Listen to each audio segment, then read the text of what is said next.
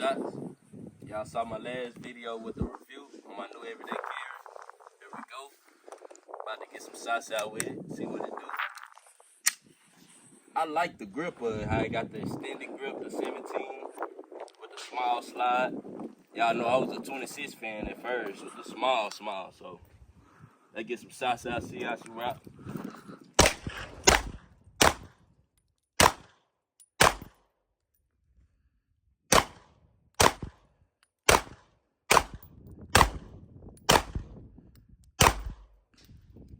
Man, I ain't gonna lie. For some reason with a glizzy, I gotta get some more work in because it be seeming like I'm aiming right at the target, but it don't.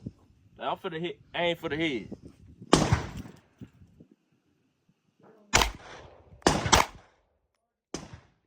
You know, let's see real fast. Come down here and see.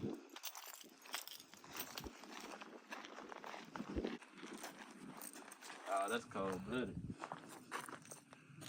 All right, let's try to let's see what the G26 do.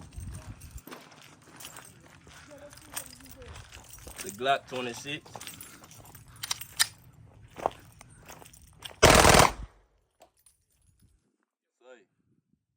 Oh, wait.